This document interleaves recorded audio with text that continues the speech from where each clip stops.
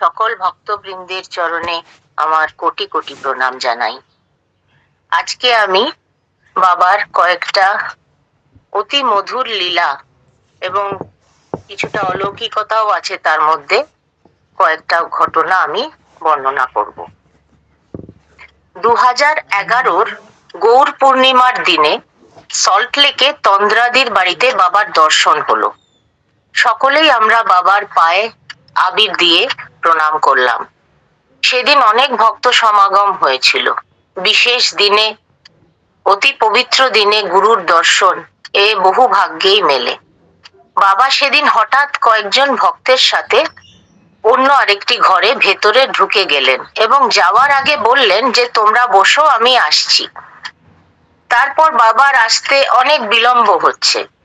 আমরা সব গুরু ভাই বোনেরা গল্প করছি, আনন্দ করছি, আমাদের খুবই ভালো লাগছে, কিন্তু আমরা খেয়ালই করিনি যে বাবা অনেকক্ষণ অন্য ঘরে চলে গেছেন। বাবা আমাদের সঙ্গে তখন বসে নেই। কিন্তু আমাদের এক গুরু বোনের সেদিন বাড়ি ফেরার বিশেষ তাড়া ছিল। উনি খুবই অস্থির হচ্ছেন, ভাবছেন যে বাবা আসছি বলে ভেতরে গেলেন, কিন্তু কেন আসছেন না? বাবাকে না বলে তো বাড়িও ফিরতে পারছেন না উনি। কিছুক্ষণ বাদে বাবা এসেই সেই গুরু বোনকে প্রণাম করলেন এবং ওনার কাছে বাবার আসতে বিলম্ব হওয়ার জন্য ক্ষমা চাইলেন। সেই দিদি তো লজ্জায় প্রায় মাটিতে মিশে যাওয়ার অবস্থা। পরে সেই দিদি আমাকে বললেন যে উনি ভাবছিলেন, সারাক্ষণই এটাই ভাবছিলেন যে বাবা আসছি বলে এত দেরি করছেন, আমার তো বাড়িতে তাড়াতাড়ি ফেরার দরকার, কি করব ইত্যাদি।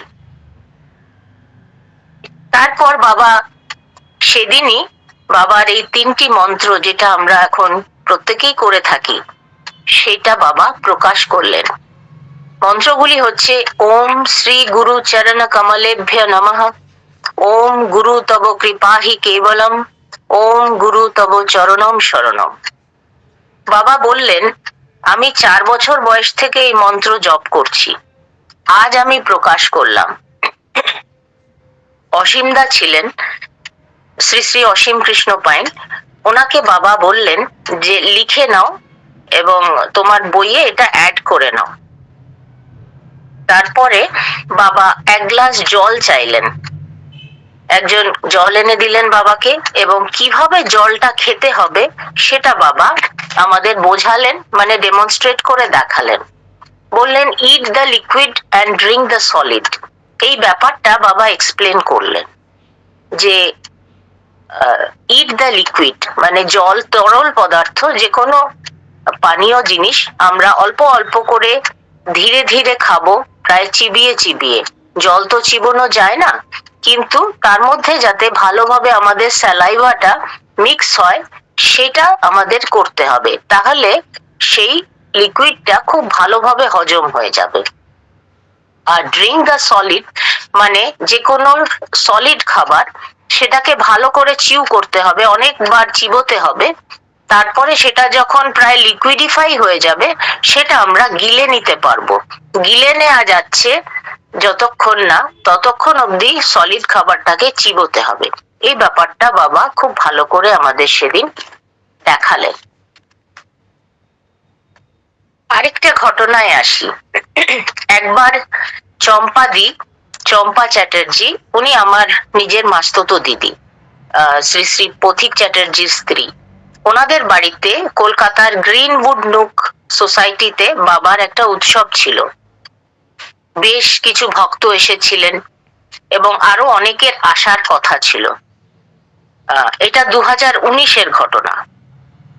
তখন অনেকেই আসার জন্য, তারা আসবেন কিনা সেজন্য ফোন আসছিল বারবার, এবং বাবা বলছিলেন যে তারা যেন বাড়ি থেকে সেদিন না বেরোয়, বাড়িতেই যেন থাকে।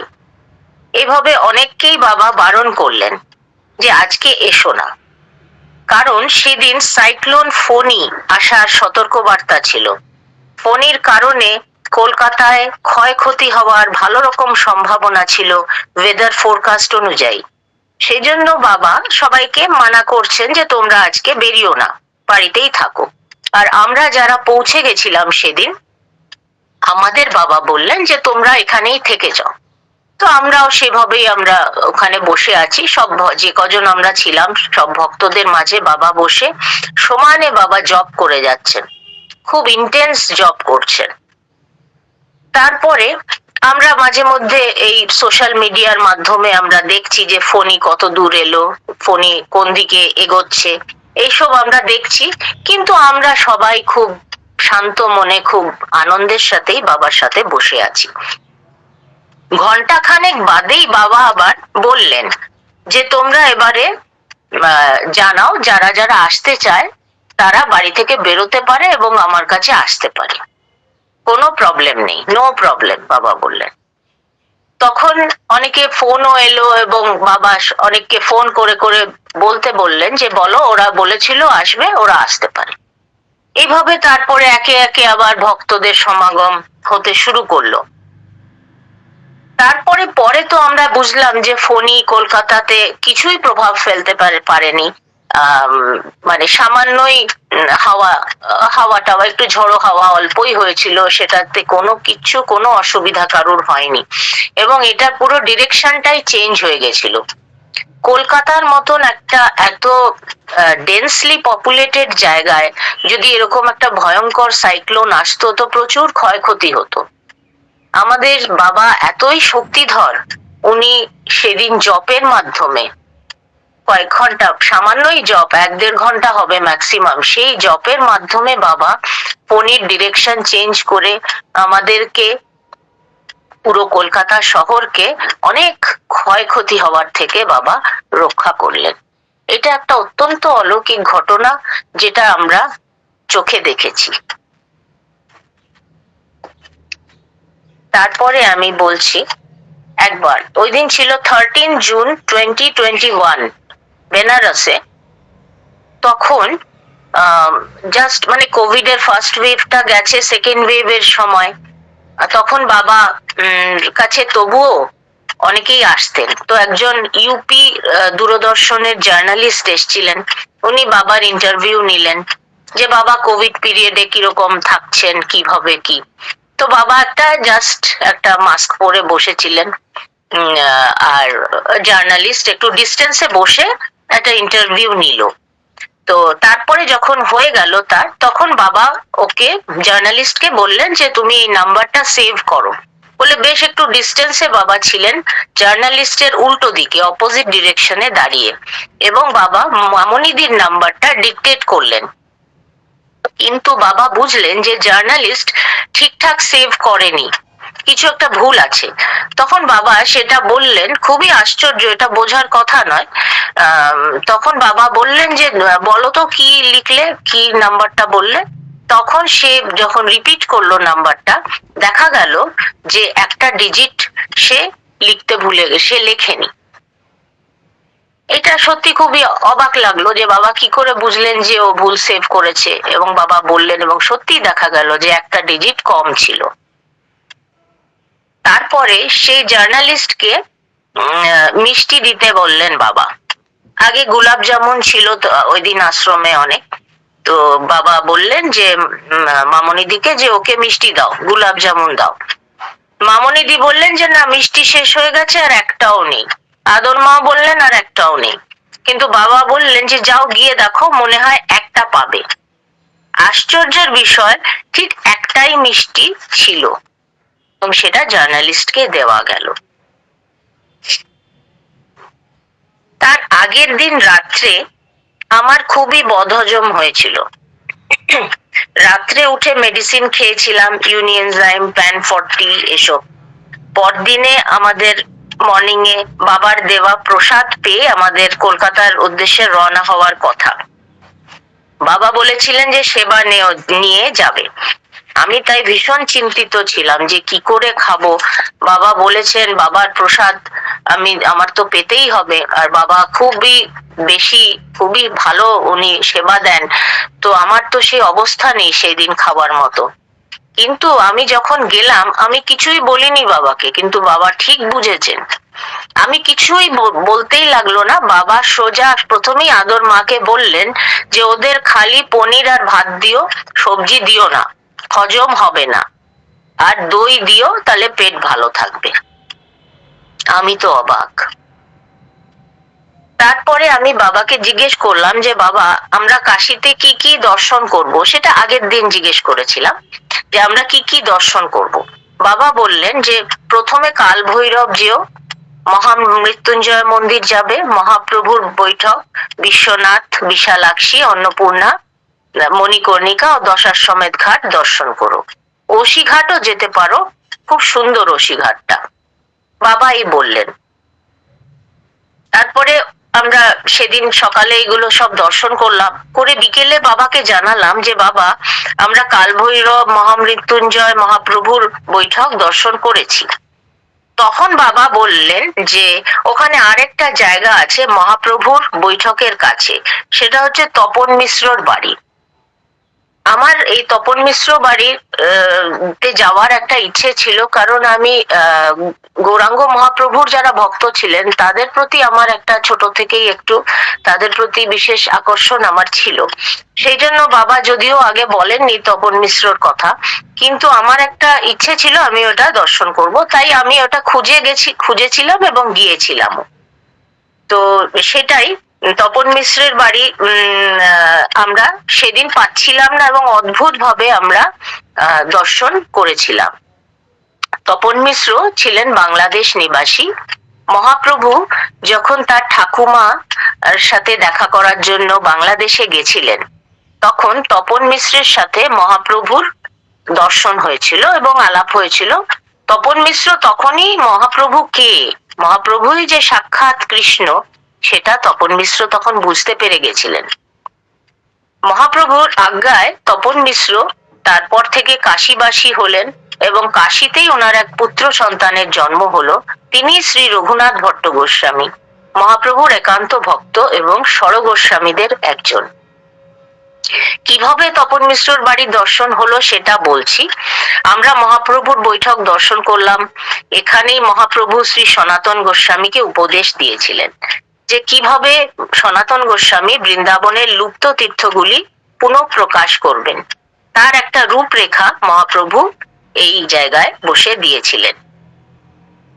এবং সেই এরিয়াতেই তপন মিশ্রের বাড়ি আছে, কিন্তু কোথায় কেউ বলতে পারছে না।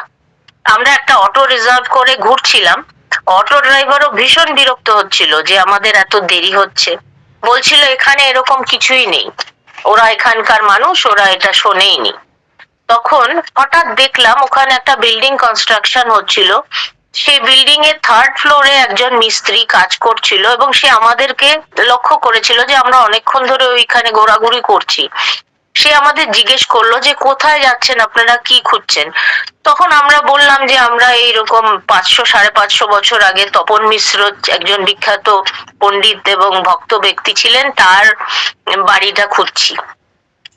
তখন উনি আমাদের একটা বললেন এবং তাও ঠিক লোকেট করা যাচ্ছিল না। তখন হঠাৎ আমাদের অটো ড্রাইভারের কি হলো জানি না, উনিও তপন মিশ্রর বাড়ি আমাদের সাথে খুঁজতে লাগলেন এবং আমাদেরকে হেল্প করতে লাগলেন। এবং তখন এমন মনে হলো যে আমাদের চেয়েও ওনারই ইন্টারেস্ট বেশি, আগ্রহ বেশি তপন মিশ্রের বাড়ি খোঁজার। এটা একটা অদ্ভুত ব্যাপার। তারপর আমরা বাড়িটি দর্শন করলাম। বারাণসীতে তখন আর.সি. পোদ্দার বাবু এসেছিলেন। উনি যে লাল রঙের বাইন্ড করা গীতা উনি লিখেছিলেন এবং বাবাকে উনি অনেক কপি দিয়েছিলেন ভক্তদের মধ্যে ডিস্ট্রিবিউট করার জন্য। তো সেই সময় ওই আর.সি. পোদ্দার বাবুও ছিলেন। ওনার সঙ্গে আলাপ হয়ে ভীষণ ভালো লাগলো, অত্যন্ত ভালো এবং ভক্ত মানুষ। বাবা ওনাকে খুব অনেকক্ষণ ধরে খুব ভালোভাবে প্রণাম করলেন এবং দাদাও প্রতিদণ্ডবত প্রণাম করলেন। মা বললেন যে আমি খুব শান্ত মনে প্রণাম করলাম। দেবদ্বিজ গুরু প্রাজ্ঞ পূজনম, বিদ্বান ব্যক্তির পূজা করা উচিত, ইনি বিদ্বান ব্যক্তি, তাই এনাকে আমি প্রণাম করলাম। প্রণাম ও পূজা, বাবা বললেন। আমি জিজ্ঞেস করলাম একবার বাবাকে যে বাবা তুমি কি শিরডির সাই বাবাকে দেখেছো? বাবা বললেন যে না, আমি ওনাকে দেখি নাই, কিন্তু আমি ওনাকে ভালোবাসি। খুব গম্ভীর এবং দৃঢ়ভাবে বললেন।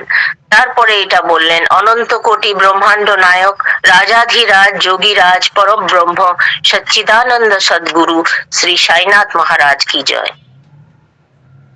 তারপরে বললেন বাবা যে তোমাদের মনের যা বোঝা সব গুরু গোবিন্দের চরণে সমর্পণ করতে হবে। ঈশ্বরকে দেখা যায় না, কিন্তু গুরুকে দেখা যায়। তবে সেই রকম সর্বত্যাগী গুরু আজকের দিনে অতি বিরল।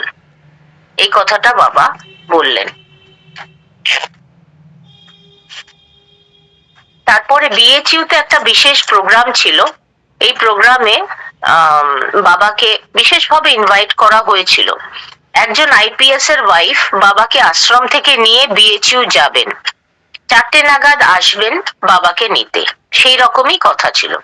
বাবা আগে থেকেই রেডি হয়ে বসেছিলেন, কিন্তু ওনাদের আসতে অনেক দেরি হচ্ছে। তাই দেখে তখন সব ভক্তরাই, তাদের মধ্যে তন্দ্রাদি ছিলেন, কস্তুরী বৌদি ছিলেন, ওনারা চাইছেন যে বাবা যদি একটু বিশ্রাম নিতেন তো খুব ভালো হতো। কিন্তু বাবা কিছুতেই রাজি হলেন না। বাবা বললেন, একজনের আসার কথা আর আমি বিশ্রাম করব, এটা খুবই ইনডিসেন্ট। বাবা বসেই রইলেন এবং প্রায় 6:30 নাগাদ ওনারা এলেন বাবাকে বিএচইউ নিয়ে যাওয়ার জন্য। আমরা সব ভক্তদের সাথে কয়েকটা অটো বুক করে বিএচইউ গেলাম, প্রোগ্রামটা অ্যাটেন্ড করলাম। বাবা সব শেষে মঙ্গলম মঙ্গলম ভগবান বিষ্ণু, মঙ্গলম মঙ্গলম গরুড়ধ্বজ, মঙ্গলম মঙ্গলম পুণ্ডরীকাক্ষ, মঙ্গলম মঙ্গলম মঙ্গলায়তন হরি, এই বলে সকলকে আশীর্বাদ দিলেন। একবার ভক্তদের বিভিন্ন প্রশ্নের উত্তর দিচ্ছিলেন বাবা, যে নিতাই গৌরকে কি চরণে তুলসী দেব, না বুকে দেব, না মাথায়? শিবকে কি তুলসী দেওয়া যায়? কোন ঠাকুরকে কোন রকম ফুল দিতে হয়? ইত্যাদি নানান প্রশ্ন হচ্ছে। সব ভক্তরা নিজেদের মধ্যে আলোচনা করছে এবং বাবাকে জিজ্ঞেস করছে, বাবা তাদের উত্তর দিচ্ছেন। বাবা সকলের মনের ভাব বুঝে সকলকে উত্তর দিচ্ছেন, কারণ সকলের জন্য তো সব নিয়ম নয়, সবাই সবকিছু তো পালন করতে পারবে না, সবার সব ভালোও লাগবে না। ভাব বুঝে বাবা সকলকে সকলের প্রশ্নের উত্তর দিচ্ছেন, এবং এটাই একজন মহান, যিনি খুবই উচ্চ স্তরের কারুর পক্ষেই এটা সম্ভব। তিনি কোনো বাধা ধরা নিয়ম যে সবাইকেই মানতে হবে তা নয়, এটাই আমি বুঝলাম। তখন আমি মনে মনে ভাবলাম যে আমার মা ঠাকুমাকেও তো দেখেছি রোজ বাগানের ফুল তুলতেন, বেলপাতা তুলসী পাতা দিয়ে নিষ্ঠা সহকারে রোজ পুজো করতে দেখেছি। কিন্তু আমি এখন তো ফ্ল্যাটে থাকি, আমার মতন মানুষেরা বাজারের কেনা ফুল দিয়েই পুজো করে, কিন্তু আমার ঠিক বাজারের কেনা ফুল দিয়ে পুজো ব্যাপারটা ঠিক ভালো লাগে না। তখন আমি বাবাকে বললাম, আমিও একটা জিজ্ঞেস করলাম যে বাবা, আমি যদি কোনো উপকরণ ফুল বেলপাতা আদি ছাড়াই মনে মনে যদি পুজো করি তাহলে কি হবে? তখন বাবা বললেন, হ্যাঁ হবে। আমিও তো বেশিরভাগ সময় এখন এভাবেই মানুষেই পুজো করি, বলে এতে গন্ধ পুষ্পে বলে মন্ত্র, এতে গন্ধ পুষ্পে বলে পুরোটাই বাবা, যা সব বাবার বইয়ে, অসীম দা নিরঞ্জন দার লেখা বইয়ে রয়েছে এই মন্ত্রগুলো, এগুলো বাবা সবটা বললেন এখন আমি বেনারসের বাইরে যখন থাকি আমি এভাবেই করি। তারপরে বাবা একটা কথা বললেন যে flowers may be beautiful but they carry a lot of germs. ফুল হয়তো সুন্দর হতে পারে, কিন্তু ওতে অনেক জার্মও থাকে। মানে বাইরের ফুল যেটা কতটা পবিত্র সেটা তুমি জানো না, সেটা না দেওয়াই ভালো। এটাই আমি ভাবলাম, এবং মনে হয় বাবা এটা দোকানের ফুলের কথাই বলেছেন। জয় গুরু, জয় সকল ভক্তবৃন্দের জয়। আজকে আমি এখানেই শেষ করছি। প্রণাম।